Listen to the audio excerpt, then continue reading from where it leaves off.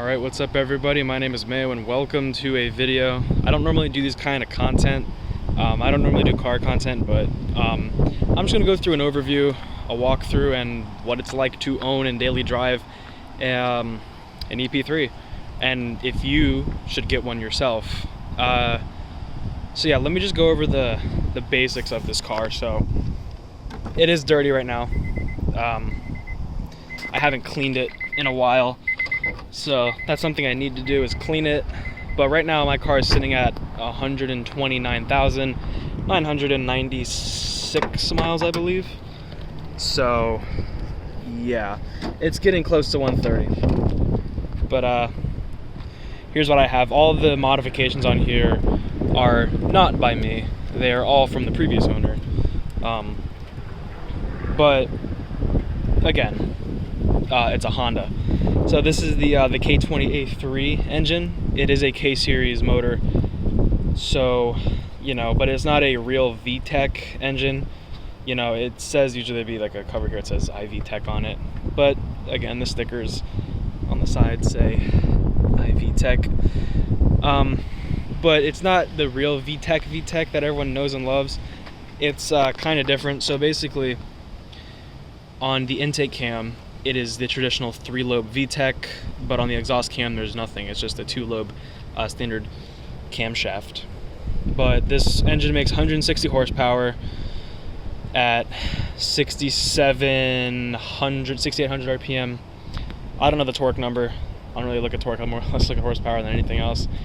But the car itself weighs, I think, 2,752 pounds, something like that. So it's a pretty light. It's a pretty light car. It's a hatchback. It's a 3-door hatch with a 5-speed manual.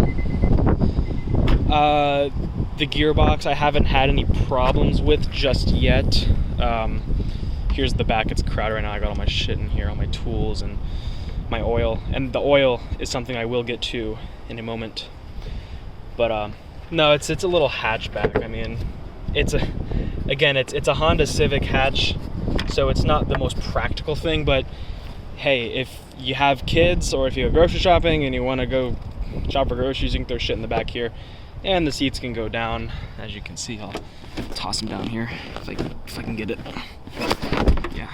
So, and the seats do go down as well, so it can be a practical car if need be. If you really want to haul stuff, you can, but nothing huge, because it's a really short car. Like, this car is smaller than a Honda Fit. Like, I'm trying to get it. Yeah, here's the. It's a really small. It's a tiny car. It's a little tiny hatchback. But yes, and you're probably wondering why I have so many oil jugs in the back of my car. Sorry for it's windy. It's we have a hurricane watch or whatever, and it's Florida. So if you live in South Florida or Florida at all, you know what I'm talking about. So yeah. But this engine loves to burn oil. It's nowhere near as bad as an H22 from a Prelude, but it still likes to burn oil. Like, I need to change it. My oil level is, I don't know. It looks fine, but it likes to burn a lot of oil. But I don't really drive this thing like crazy. I mean, last night I was kind of driving it crazy, but you can only drive it so crazy before it goes into limp mode, because a lot of sensors, mainly this one right here, the camshaft position sensor there. There's an oil switch somewhere back there that's gone bad. I don't know if it's the VTEC oil switch or just the regular one. And a couple other things like the oxygen sensors and all that stuff.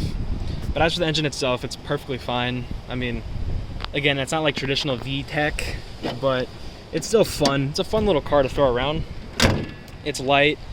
When I'm in there, I weigh like 160 something pounds. So when I'm riding in it, it's about almost like 2,900 something, almost 3,000 pounds. So, and I'm gonna pull the seat up, and let me put these seats back up real quick.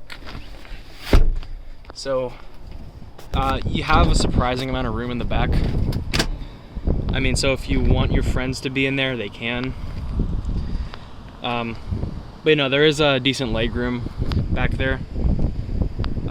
I've never ridden in the back of this before because I'm gonna actually climb in the back right now just to demonstrate how much room you have back here. And the wind's gonna shut the door, but that's fine. So, but yeah, no, I got good legroom. I'm 5'7". I'm short as shit, so this is perfect for my short legs and my short torso. If you're sitting behind me, because again, I'm really short, so I need to be able to push the clutch in and everything.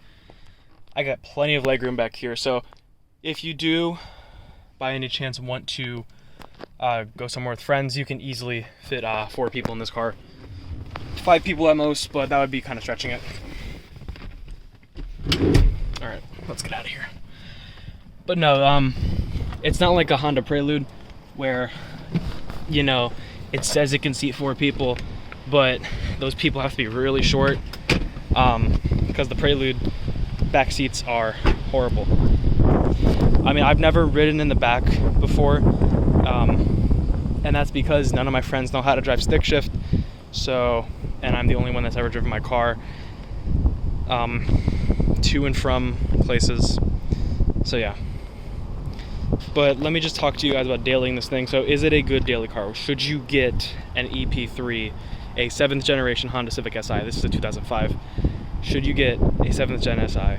And my answer is, if you're looking for a fun car that's good on gas, that won't give you too many problems. I mean, I've had issues before, especially with the electrical stuff in this car. The electrics have kind of gone a little haywire. I burned through 3 alternators, 1 battery, and wires, but now it's all fixed. The shop did it. I wanted to do it myself, but I had the professionals look at it, honestly. But it's a fun car.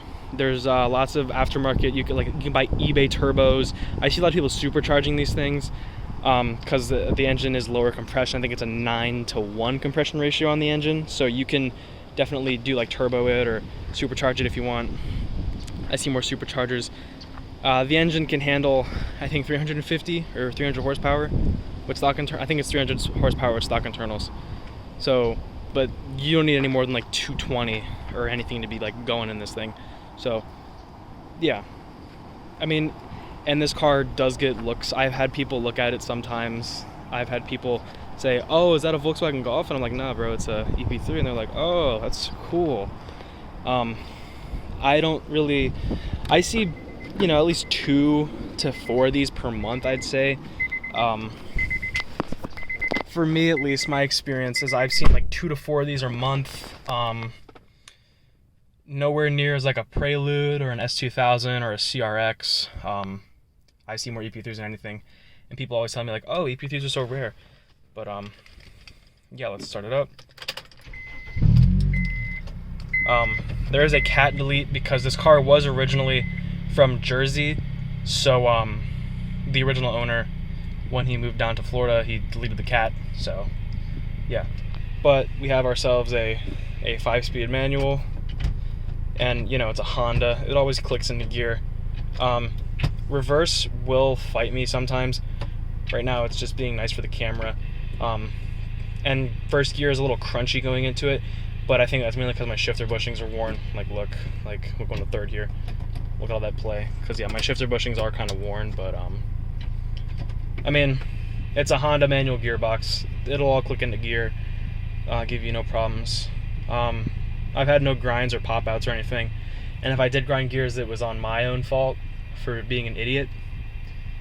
But, yeah, as you can see, we're sitting at 129,000 miles. 128,000, almost 129 now. The check engine lights just because of all the sensors and shit going out, so yeah. But yeah, I say if you want a fun little car, go for it.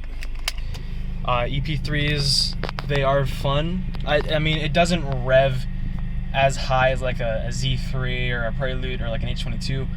The red line's at 6,800 RPM, which is the exact same RPM as my old Civic before this one, and that was an Econo box. So yeah, that just goes to show. But above, I think like a 5,500 or like 5,000 RPM and above from there, it's basically like full VTEC.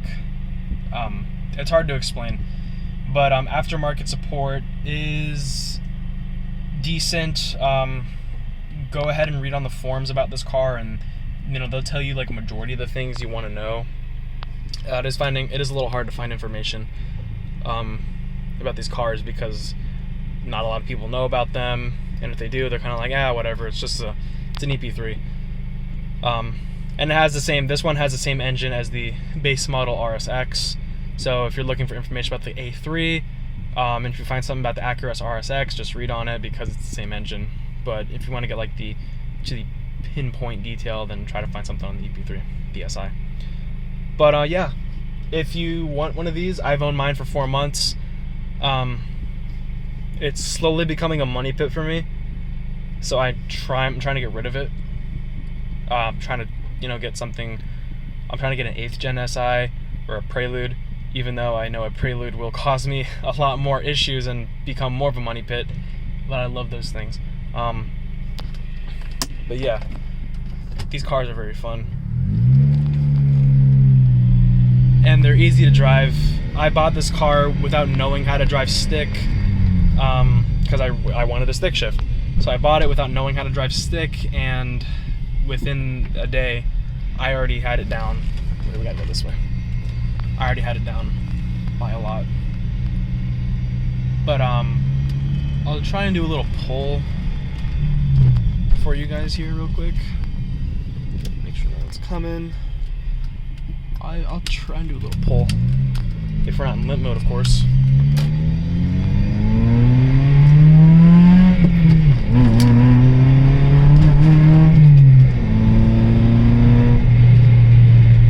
And as you hear above 5,000 RPM, that's where it really comes to life. But above 5,000 RPM, that's where it really comes to life if you couldn't hear it. But yeah, no, this is a very fun car. You can daily it relatively easily, no problems. And yeah, I definitely suggest picking up one if you're in the market for an SI. If you want full power, then go ahead and get an 8th series, and not an 8th series. Go and get an 8th gen SI if you're looking for full power from the SI, or a 6th gen EM1. Those are also really nice as well. But the market right now is absolutely insane for Civic SIs. Trust me, I'm looking all the time, and the prices are just absolutely insane on the Civic SI market. So if you really want an SI that's not going to break the bank, I'd suggest picking up an EP3. They're not really that costly because people think they're ugly and they perform, not as well, which is true. I mean, I personally love the look of this car. This car looks beautiful in my opinion. I love the styling of it, but it just doesn't perform as good as the other SIs. As a matter of fact, this SI is arguably the weakest SI, out of all of them, except for like the EF hatch and the one that came after that. But the EM1 makes the same amount of horsepower, but has revs higher, and has the traditional VTEC, and then everything else after this can just beat it. But hey, if you're looking for an SI that's going to be relatively cheap and not give you that many problems from what I've experienced so far, you should go pick yourself up an EP3 because they're really nice cars. They're fun. They're just really fun. Try to find one that's not like super, riced out. But yeah. So I think that's where I'm gonna leave it for this video. That's my hot take on the EP3 SI. Yeah, and I gotta go really slow over bumps and shit because this car's slammed from the previous owner. if you do ever own this car, make sure to carry some jugs of oil with you, because you're gonna need it.